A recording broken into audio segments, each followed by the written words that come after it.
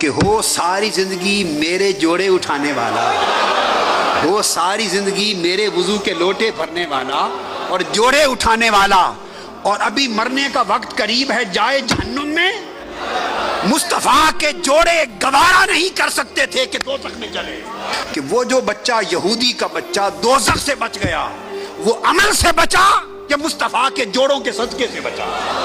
حضور کی شان تھی، آپ نے شان کے لائق فرمایا کہ اس خدا کا شکر جس نے میرے صدقے سے اسے دوزخ سے نکال لیا۔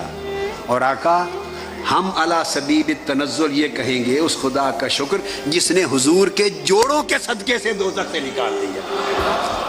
ایک یہودی لڑکا آقا علیہ السلام کی مجلس میں آ کے حضور کی خدمت کرتا تھا، وہ سیرت عطا کی کہ کلمہ پڑھے بغیر یہودی اور غیر مسلم بھی محبوب کی آقا کی خدمت اور نوکری کرنے پر فخر کرے۔ صحیح بخاری میں یہودی ہے، کلمہ نہیں پڑھا مگر مجلس میں بیٹھتا اور خدمت کرتا۔ یہ تو ہے روایت بخاری۔ اب یہی روایت امام احمد بن حنبل نے مسند میں بیان کی، یہی روایت اپنے طریق سے، اور حافظ ابن کثیر نے امام احمد بن حنبل کے طریق سے تفسیر ابن کثیر میں بھی نقل کی۔ امام احمد بن حنبل روایت کرتے ہیں کہ وہ خدمت کیا کرتا تھا، انہوں نے خدمت کی وضاحت کی ہے حدیث میں، مسند احمد بن حنبل میں خدمت کی وضاحت کی ہے۔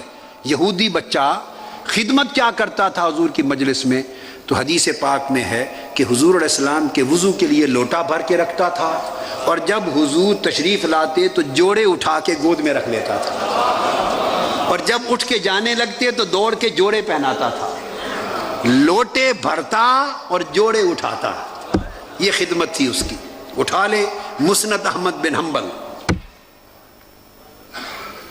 اور حافظ ابن کثیر علامہ ابن تیمیہ کے شاگرد رشید، انہوں نے اس روایت کو لیا کہ حضور علیہ السلام کے وضو کے لیے لوٹے بھرتا اور جوڑے اٹھاتا تھا، یہ نوکری تھی۔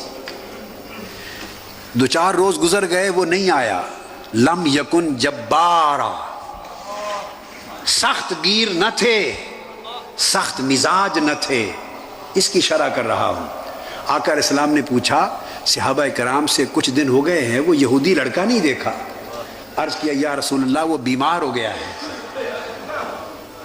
تو بستر علالت پہ ہے اس لیے نہیں آیا۔ اچھا، فرمایا ابو بکر عمر چلو اس کے گھر چلے، اس کی عیادت کر رہا ہے۔ ہم تو مسلمان کے گھر کوئی بیمار ہو جائے تو عیادت نہیں کرتے، اور نبی وہ ہیں کہ وہ یہودیوں کے گھر بھی عیادت کے لیے تشریف لے،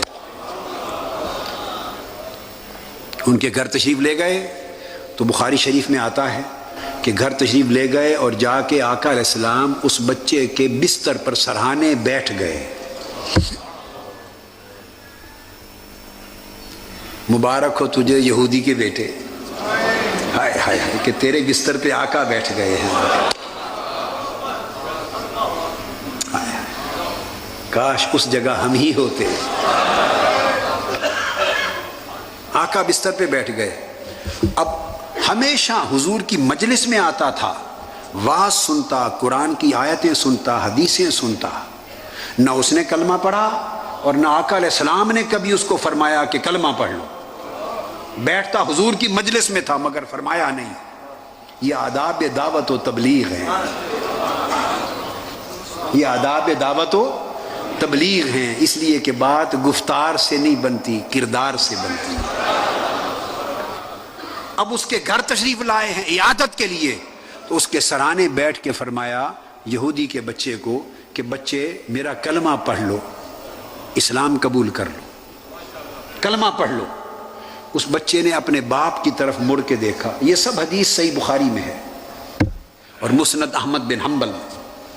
باپ کی طرف مڑ کے دیکھا، باپ خاموش کھڑا رہا، بچہ بھی باپ کے ڈر سے چپکے سے بیٹھا لیٹا رہا۔ آقا علیہ السلام نے دوبارہ فرمایا میرا کلمہ پڑھ لے۔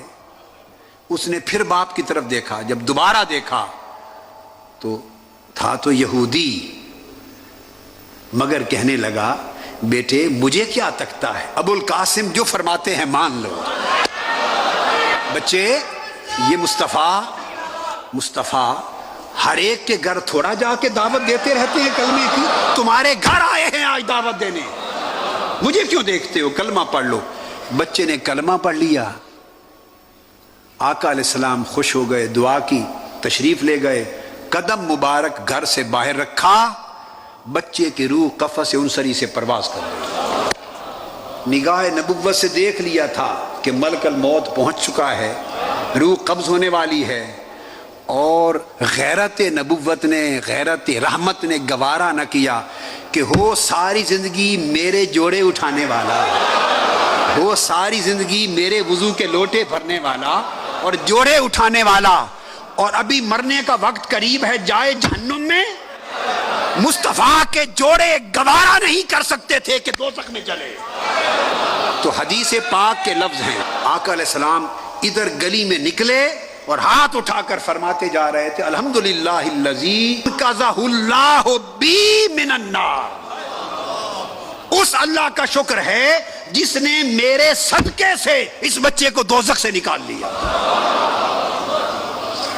یہ کلمہ وسیلہ ہے، اس حدیث میں کلمہ توسل ہے، الحمدللہ الذی انقذہ اللہ بی من النار، اس اللہ کا شکر جس نے میرے صدقے سے، میرے وسیلے سے اس کو دوزخ سے نکال لیا۔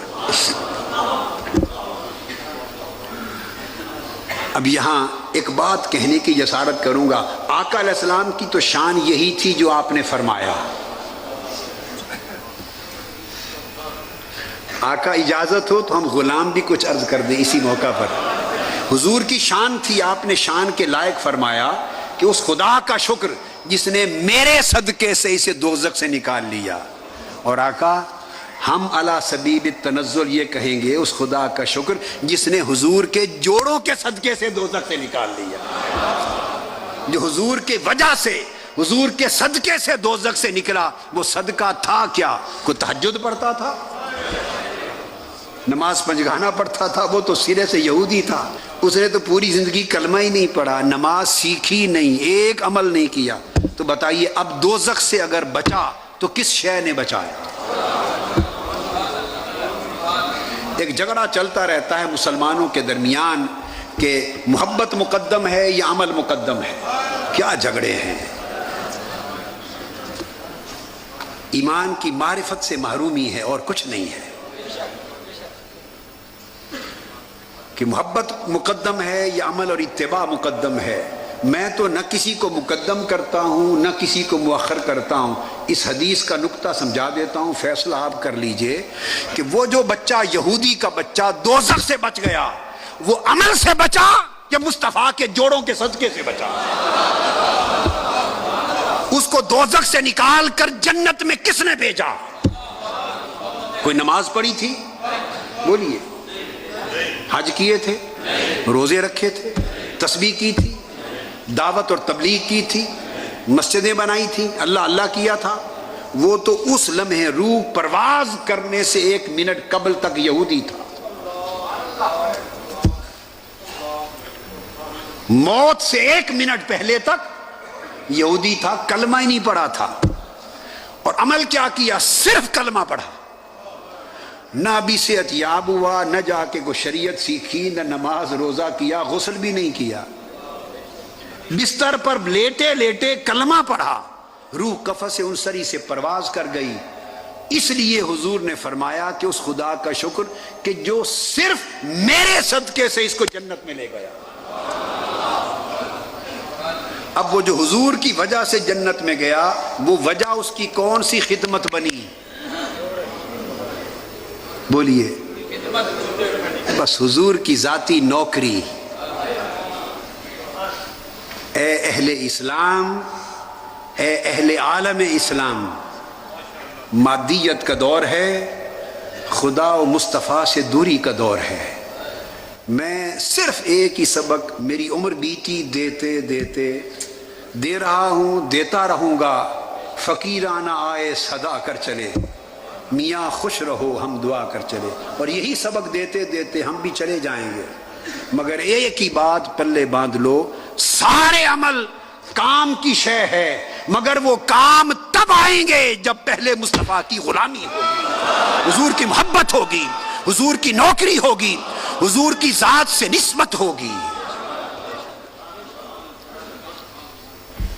ذات سے نسبت پیدا کرو، ذات سے نسبت پیدا کرو۔ یہ میلاد کا منانا اور میلاد والی محبتیں یہ حضور کی ذات سے جوڑتی ہیں، اور حضور کی سیرت طیبہ کا پڑھنا، سننا، بیان کرنا حضور کے عمل سے جوڑتی ہے۔ میلاد محبت کی شمع روشن کرتا ہے اور سیرت اعمال صالحہ کی شمع روشن کرتی ہے۔ دونوں لازم و ملزوم ہیں مگر محبت مقدم ہے۔